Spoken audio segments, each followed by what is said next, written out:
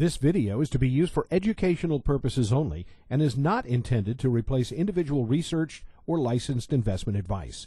Unique experiences and past performance does not guarantee future results. Trading stocks, options, and spot currencies involves substantial risk, and there's always the potential for loss. Your trading results may vary. No representations are being made that any software or training will guarantee profits or not result in losses from trading. This is the Premier Trade Market Wrap with Ivan Caesar.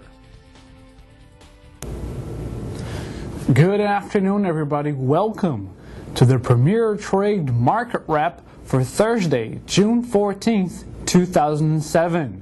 My name is Ivan Caesar, and this is the news. Wall Street rose for the second straight session today after data showed that producer inflation, excluding energy and food costs, is rising at a moderate pace. The Dow ended the session higher by 71.5 points, closing at 13,553.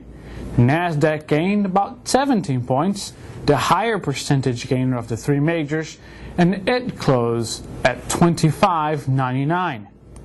The S&P 500 was up by 7 1/3 points, closing at 1522. Rates on 30-year mortgages rose for a fifth straight week, hitting the highest level in 11 months. Investors are beginning to worry that what could have been a good spring-summer home buying season may be hindered by higher interest rates and tougher approval standards. Financial stocks rose by just 0.1% today. That was mostly due to positive data from brokerage companies. The biggest jump in gasoline prices in 6 months helped put inflation at the wholesale level higher in May.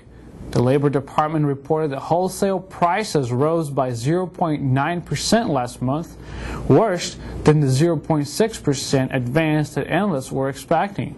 The price surge was led by a 10.2% jump in gasoline prices, the biggest one-month increase since last November. Applications for unemployment benefits totaled 311,000 last week, unchanged from the previous week.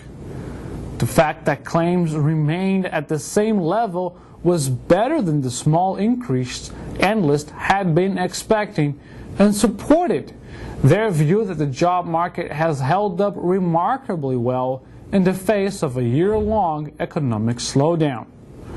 Claims have fallen the 6th of the past 9 weeks. For stocks in the news, the Chicago Mercantile Exchange sweetened its offer for the Chicago Board of Trade with a one-time dividend and a special payment for CBOT members who hold disputed ownership rights in the Chicago Board of Option Exchange. The dividend of $485 million, or $9.14 per CBOT share, would be paid just before the merger closes.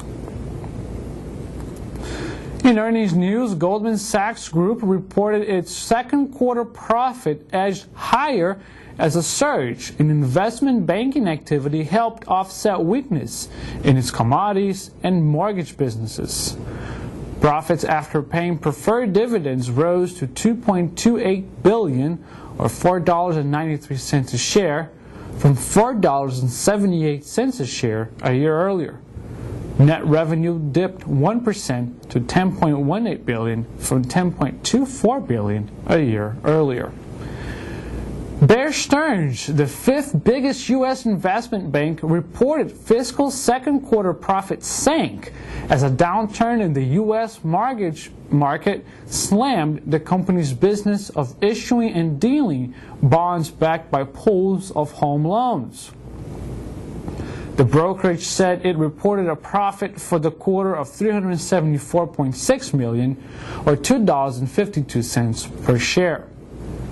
Freddie Mac, the nation's second largest buyer and guarantor of home mortgages, reported a first quarter loss of $211 million, mainly from erosion in the value of financial instruments it uses to hedge against interest rate swings. The government-sponsored company, which is emerging from an accounting scandal, said it lost 46 cents a share for the 3 months ending March 31st.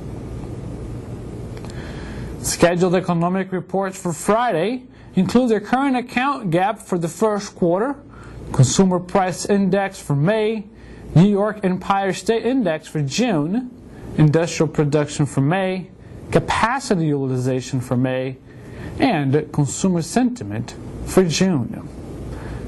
Scheduled earnings reports for Friday includes Business Systems Group and Winnebago. This has been the Premier Trade Market Wrap for Thursday, June 14th, 2007.